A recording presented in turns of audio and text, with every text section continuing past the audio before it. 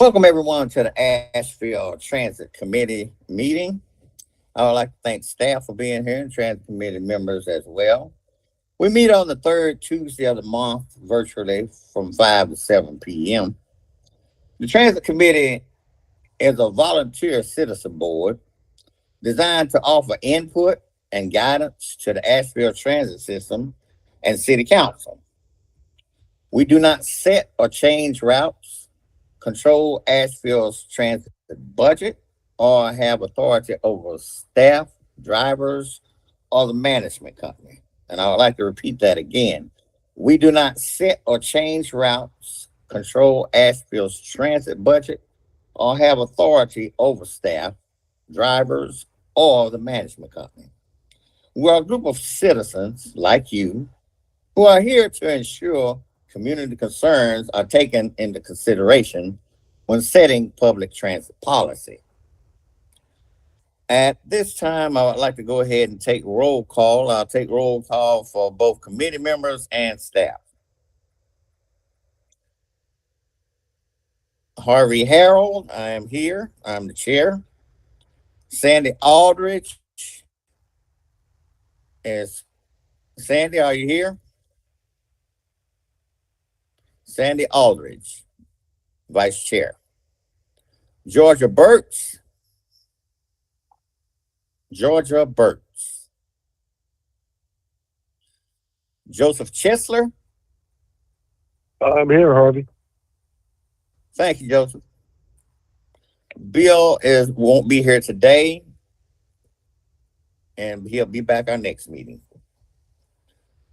Philip Lassetto. Philip Lassetto. Colin Kenton. Here. Thank you, Colin.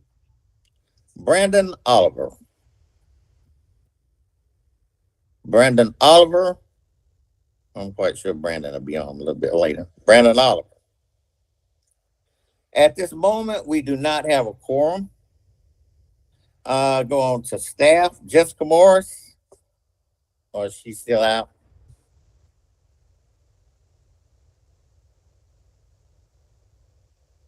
Amber Wagner.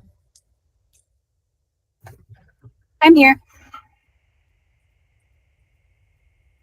Catherine Landier. Here.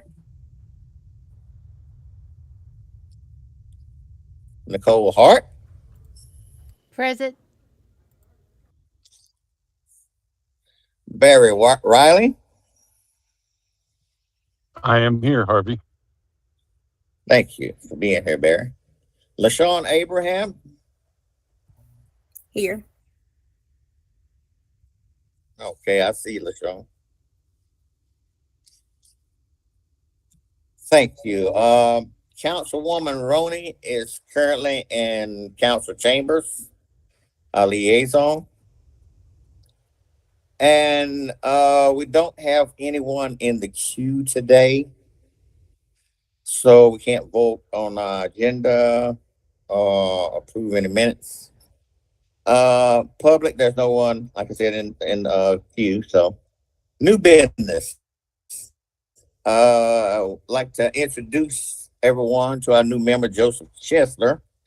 Joseph was appointed to Multimodal Transportation Commission as a transit representative by resolution number 23-13 to serve the unexpired term of John Basone, whose term was expired July 1st, 2024. Joseph, would you like to say anything to the committee? I'd be honored. It's a pleasure to serve, and looking forward to providing whatever input I can to reaching important decisions as the commission and committee move forward in their agenda. I'm an urban planner by profession. Have a transportation and environmental planning background, and looking forward to offering what I can to achieving our objectives. Thank you, Harvey. Thank you, Joseph. That's a wealth of knowledge. I appreciate you coming aboard. And so is everybody. So we welcome the knowledge that you're bringing to this table. Thank you. Yes, sir. Thank you. We'll move on to Transit Committee meeting time frame. Let me see. Nicole, do you have how the Transit Committee, how we voted and everything on that? Yes, sir. It's in the agenda. We had one that was happy with either. Four that preferred the 5 to 7 time frame, and Georgia had mentioned in the last meeting she had preferred the 3 to 5 time frame. Okay, I appreciate that very much. You're welcome. Old business. Moving on. Election vice chair. The current chair was elected April 19th, 2022. The committee must re-elect or elect a new candidate to assume responsibilities effective April 19th. That date is gone by. We're still we're entertaining the avenue of a new chair. The vice chair has not been in here. And if there's anyone that would like oh, that's right, I forgot we don't have a quorum. We can't vote on anything. But keep in mind at our next meeting that we will be voting on the vice chair position. If anybody wants that position, if the current vice chair is not available, we will elect a new vice chair. We move on to the joint city and county transit plan update. Staff will give us an update on activities and provide information on initial input received on the scope of work framework. Okay, let me share my screen, and I've just got a few slides. Some of these you've seen before if you've taken part in any of the past presentations we've given. So let me find this. There we go.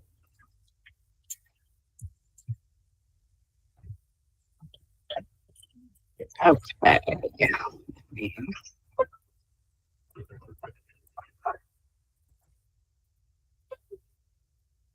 Can everybody see it?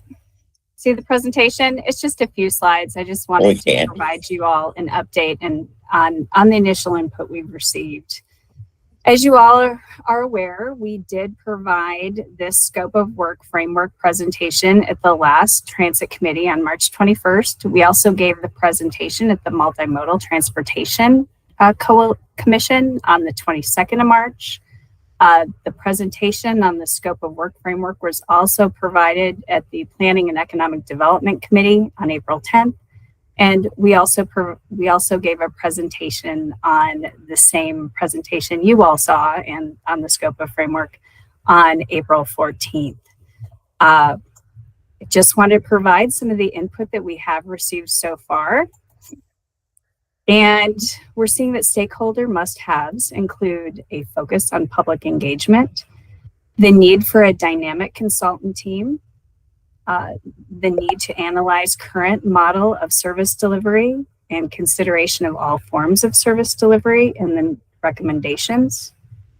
Stakeholders want to see a detailed scenario analysis, and financial resources are key to implementing the plan. And they want the plan and scope to look at potential development zoning rules and incentives to support transit. Additional must-haves that stakeholders would like to see, they'd like the scope to address equitable access, connecting our residents of the city and county to jobs, workforce, healthcare, and housing. They'd like it to address the capital needs of the city and county by looking at fleet and facilities. Folks would like to see improved operations by looking at frequency, hours of service, ease of transfers, length of trips. And they also want it to focus on connectivity by looking at bike and ped opportunities and park and ride that feed into our transit network.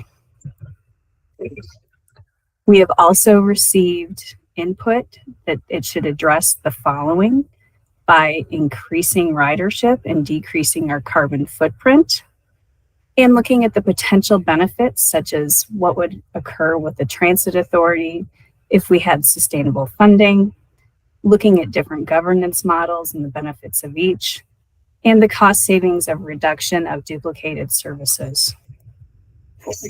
And lastly, we've been provided input that some of the must-haves should include the focus and emphasis on education connections, which give those in our lower income areas access to education, looking at food security and providing access to supermarkets and other stores for those that rely on transit. We need to take into account our aging demographic and look at the population growth of the aging demographic in our community. And lastly, funding scenarios and costs. Folks would like to look at all of the revenue options and what could be done with new funding sources and what can be done if there's not new funding. I just wanted to go over some of our next steps. We're continuing to gather input on the scope. There is the Mountain Mobility Community Transportation Advisory Board that we will be giving a presentation on May 4th. And then there's the Sustainability Advisory Committee on Energy and the Environment. It's a city committee, and we will be providing a presentation on the scope framework on May 17th.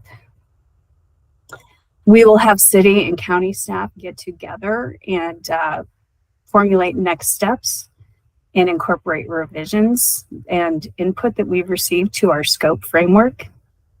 It's all pending the budget approval process. But once we do receive a funding approval for the budget for fiscal year 24, we will continue to develop the RFP and issue it and take the necessary steps to select a consultant and hopefully execute a contract by the fall.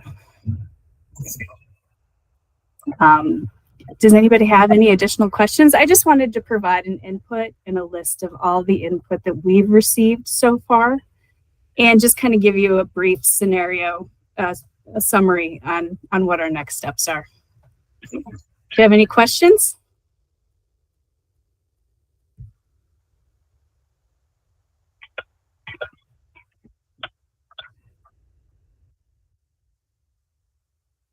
Georgia Burt's here. Hi, Georgia. Hey. And Harvey, you were muted.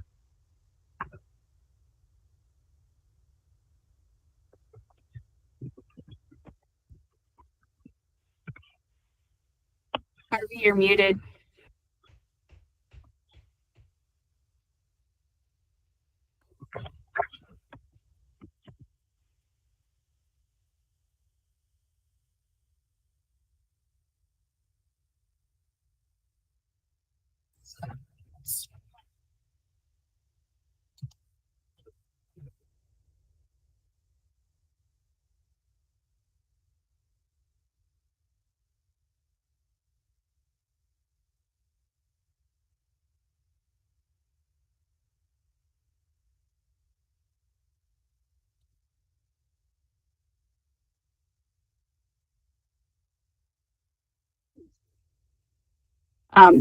Does anybody else have additional questions?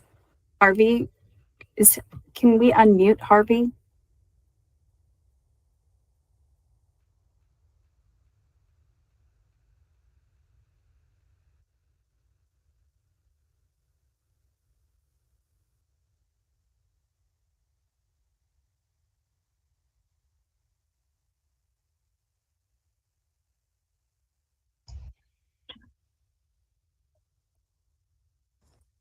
Now, my fault. Thank you, Amber. I have my mic off. No, I had a big fire truck going back, fixing to come by, and I had to mute myself, and I forgot to push my mic in. Thank you, Amber, for that. But that's the only thing that we would like is to be privy to information that you get, And please, would you please pass it on to us? That way we'll be well informed. Absolutely. I just want you to know the next updates, and we have included them in the March memo, and we will continue to as the process continues. Okay. Okay. And okay, thank you. And Thank George, you. if you didn't hear me, thank you for coming. Glad to be here. Glad you're here. Okay. Before I go backwards, I'm gonna go ahead and go forward and finish this. Communications and outreach update. Staff will give an update on current efforts, updating rider information and rules and public information that will go on board ART buses. I understand that these rules have not been completed. They're subject to change, and there's not there. These rules are not in finalization. And one of staff will give us the information right now. Hey, Harvey. Catherine. Thanks. Thank you, Catherine. So you're right. They're not finalized yet. And it's we've got 2 items that we'll be adding for public information on the buses. One of them will be just like bus rules, and then the other will be for a system map. We don't have the space to put as much detail as we would like on a system map on the bus on each of them. So we're going to provide a simple map and then work with our communications department to add a QR code and also a web address you can look up later if you don't have the smartphone to type in the QR code at that time.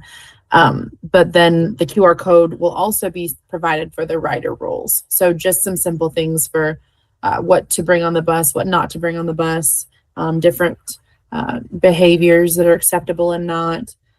Just some simple things like that. But you're right, it's not 100% complete. We've all looked at it. Our team has looked at it. Operations has looked at it. They've had several supervisors to look it over. We want you guys to take time to look it over. And then in our next May meeting, we can discuss any comments or updates or pieces that are specific that need to be added or adjusted. So we're working on it. That's the update, is that it's coming. Okay.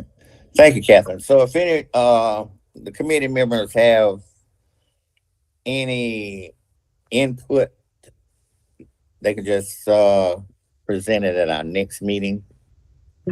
Okay. Are we also seeking public input on this or not?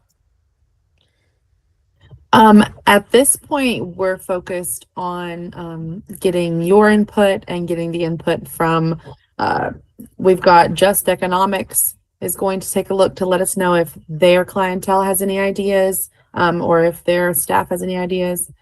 And like I said, with operations, we wanted operators or drivers and then also supervisors and different staff to get an opportunity to give their perspective as well. Okay. All right. So that would include ARC-C and Better Buses as well. Yes. Okay. Thank you. All right.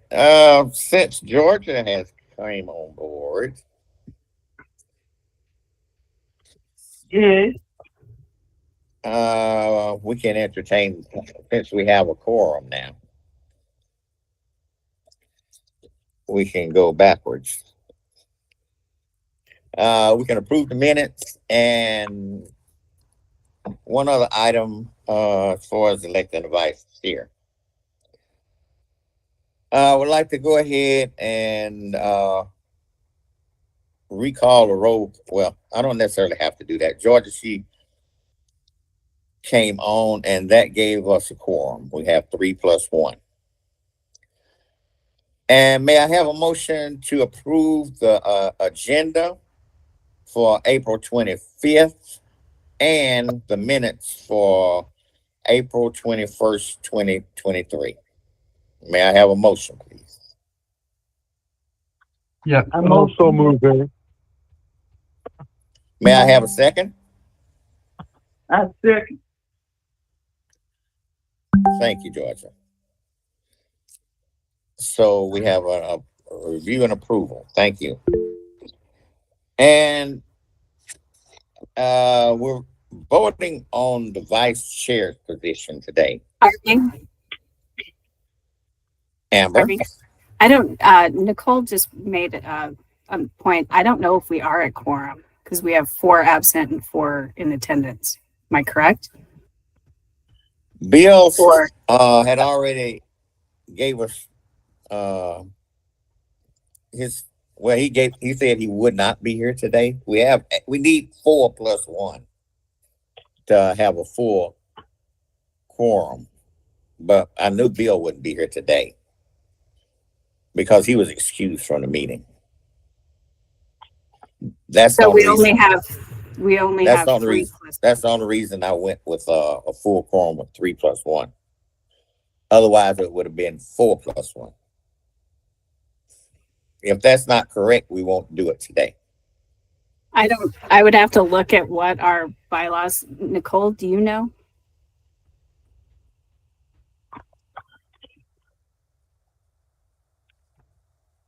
Nicole, Her mic is off. you're muted, Nicole. I'm looking at it right now. Nicole? I'm looking at it right now. Okay, Sorry. thank you, Nicole. I got too many screens open. Bear with me. All right, Nicole. Mhm.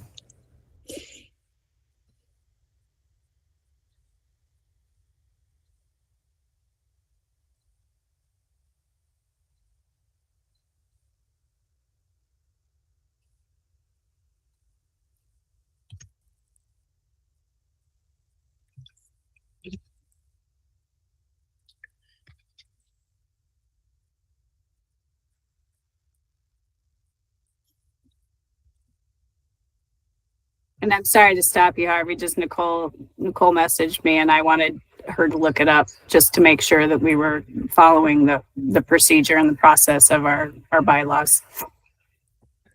That's good. Okay.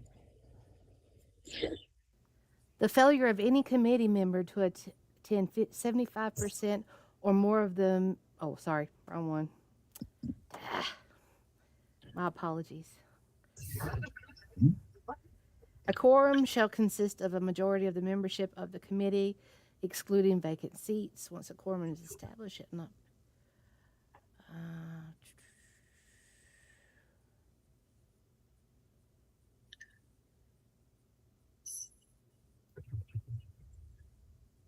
It didn't say anything about absences. Yeah, I'm assuming if they're absent, that still would mean a vacant, or it would still mean that they're not in attendance. Mhm. No action shall be taken other than continuation or adjournment of the meeting by less than a majority of the members. Let's see. Okay. It could probably be safe to say that that y'all shouldn't vote on anything. Am I correct, Nicole? That's my understanding. You're only at Okay. 50%. Sorry. Unless Sandy joins later. She said if she can get done at city council, she will be joining later. Okay. Well, moving on, we'll go ahead and do that. Okay. Okay. Let me see. We have transit committee member updates and rider experience. Do we have any rider experiences, member updates from the committee?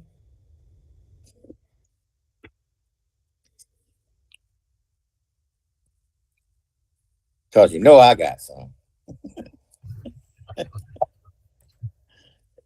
Anybody have any besides me? Well, I would like to commend, because like I said, I'm very proud of transit. I joined transit to see what improvements I can help them make, to be an ambassador, to do everything I can, be connected with transit, the members of staff, the drivers, the the people who ride transit. It's the point of being connected to all of it. And I get kind of choked up talking about it because I'm very passionate about that. And that's why I ride the bus. I ask people different questions. It's just simple questions. How you doing? Do you like the art? Is there anything that you would like to change? You don't have to know the people exactly, but they'll give you the input. And a lot of them are very kind. And I like that. And the drivers are as well. All drivers aren't mean. Some people think so. But they're nice. They're really nice. I like to give a shout out to Devin on when I was on there. He was in W2. He was training Bear. So LaShawn, she should get on board with me on this. But she knows who he is. But Devin was training Bear, and he was very attentive to the driver's instructions, what he was giving him. And he wasn't jibber jabbing. He was paying attention to the routes as well, the stops. And that was on the W2. On the S1, Daniel, very good driver. Gene as well. He's on the S1. I rode with him on Saturday. And Trey, he's another jokester we have at the art. One of our drivers. He's on the S1. I got on. He looked at me. He said, "My man, you clean again, ain't you?" I said, "Yes, I am." Because between Trey and James, the drivers, they say, "I'm gonna grow up and be just like you." So they'll be complimenting me on. And if I have on a jersey from another team besides the Dallas Cowboys, I might was not even went up to transit. And Cornelius, no, this one is a good one. Cornelia, she's better known as Cornbread. That's the nickname that the drivers gave her. They call her Cornbread. And she has long dreads, and she's another one of those comedians that we have for a driver. She's a nice person with a little self. Also Anthony on the WE2. I think he's about the coolest driver we got with his ponytail. But he was a good driver. I liked him. And last but not least, I finally got a chance. I'm not sure about her name. I gave a shout out to her at the last meeting. Is it Diane, the husband and wife team? LaShawn? Is it Selena. or Barry? Selena. Huh? Selena. Selena. Okay. I got a chance to meet Selena's husband, Keith. He's a driver as well. So that's the husband and wife team that we have. So we had Selena's a good talker. And she talks her route through, that's for sure. But she's a good driver. And she's just as courteous as she want to be. And I got a chance to meet her husband, Keith. And that is it for me. But like I said, I love art. I love my drivers. And I love being on the transit committee. Hey, And Harvey, we appreciate the shout out to the drivers. We really do. They don't get enough of it often enough. And the reality is you are absolutely correct. We have a bunch of really good drivers and we have a bunch of really good passengers. And for that, we are thankful. And yes, and just the opportunity to work with this transit committee who understands more than any of us what it's like to be out there riding the buses. That feedback is invaluable and we appreciate it. Thank you, Barrett. Thank you. Is there anyone else? Okay, Joseph, he wants to say something. Go ahead, Joseph. Yes, hi, Harvey. Thank you. I also want to give a shout out to the W2 and W6 drivers that I've ridden on recently. I'm really amazed at how convenient it is to get to and from West Asheville into downtown without taking the car, and it's just a great opportunity. I hope many of you will continue to take advantage of what's out there. I did want to ask a question to LaShawn or Barry on driver recruitment. How are we doing on the driver recruitment, please? Barry? I'll take that. I'll take that one. Driver recruitment has been a battle. I'll tell you where we currently are. We currently have, I believe, 8 people in training. Well, 2 of them in classroom and the rest are in behind the wheel training. We are not, in the past, up until a year ago, we were able to hire people who had CDLs. They're not out there anymore. So we are, for the most part, hiring people that don't have a CDL from scratch. So people who have a driver's license and then coming into this as a career, which I have done in my past before, hadn't done it the first 3 years I was here, but the CDL drivers that we do bring on have to get B passenger endorsement. So that's kind of what we're doing. We had a real dry spell there for about 8 weeks. It kind of opened up about a couple of weeks ago. We've got 8 in training. They're going through the pipe. It'll be 4 weeks or so before we get some of those on the road. So recruitment, we just negotiated a new ATU contract. The new starting wage went up a little bit. The funding that the city gave mid-year last year helped with the starting wages.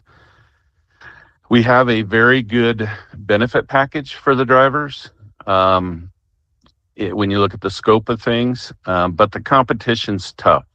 It is also a small pool of people to bring in.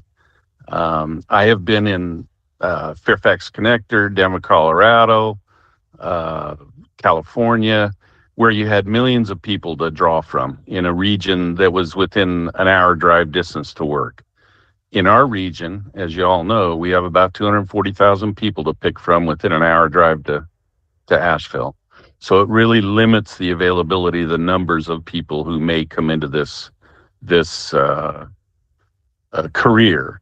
But one of the things that I have seen at other operations is when you are training people from scratch for a CDL, you end up with a pretty good loyal group of people who come into the career.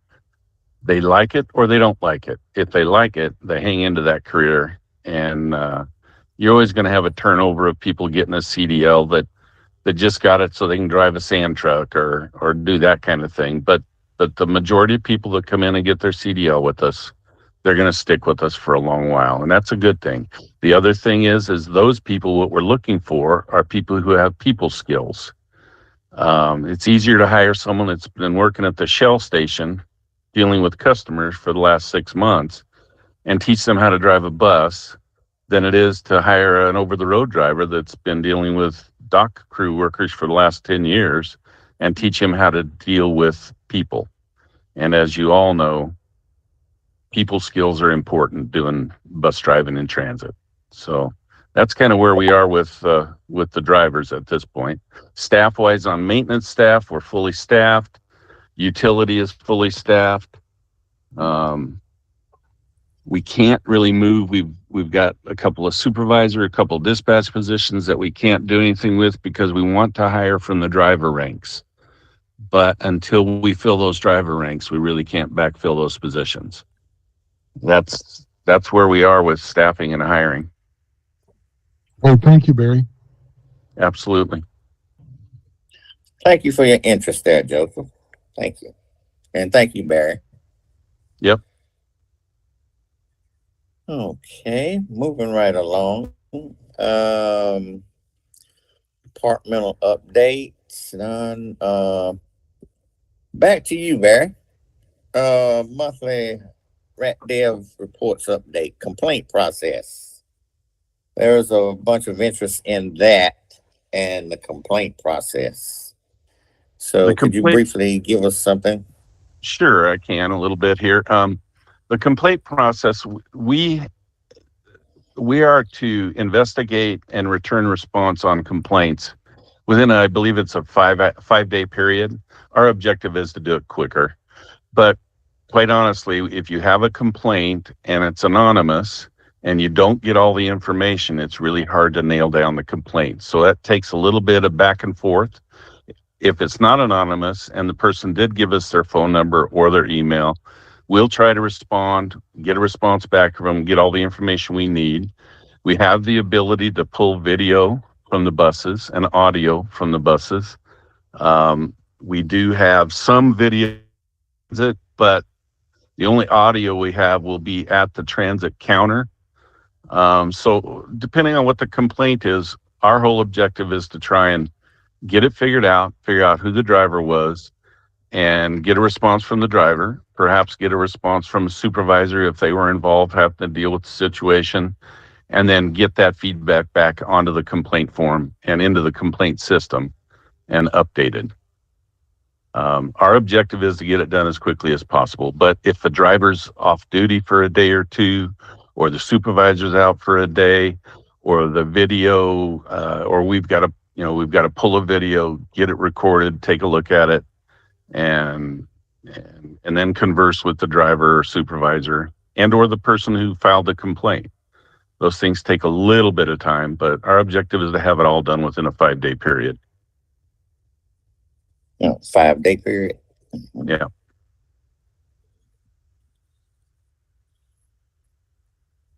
That's from the initiation of the complaint or when you get it in your hand?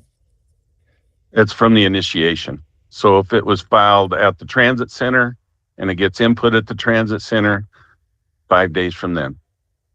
Okay. That's what our objective is. Okay, thank you, Barry. Yep. Question that I would like to ask is, as far as investigation, do all of staff have the authority to investigate and handle complaints?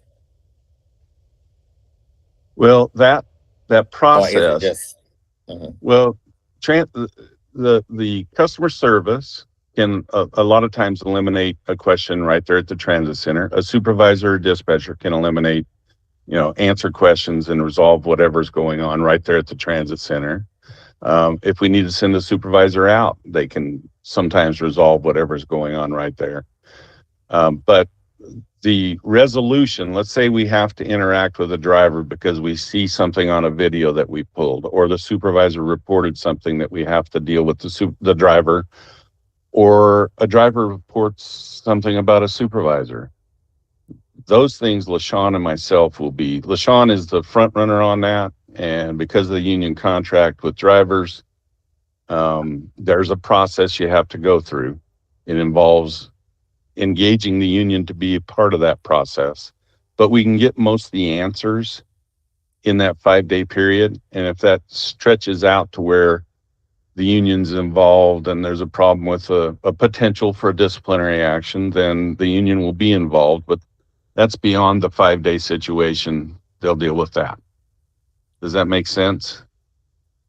Yes, sir. I understand that. And let's see, supervised problem staff. Okay. But all drivers aren't in the union, right? No, they are all represented by this union. So they may not pay dues, but they are all represented by the union. All of them are represented by the union? Yes. Now they choose to be represented or not to be represented. And that's their choice. If we are doing an investigation, we put both the union and the driver on notice that we're doing an investigation. And then the driver has the opportunity either to be represented or to not be represented. It's called a Weingarten rights. And that's up to them individually. They sign off a paper that they do or do not want representation. Even if they do not pay dues, they can request representation from the union. And the union must represent them. Okay. I was trying to write all that down. Okay. Thank you, Barry. I appreciate that very much. Absolutely. Are there any questions from any other committee member?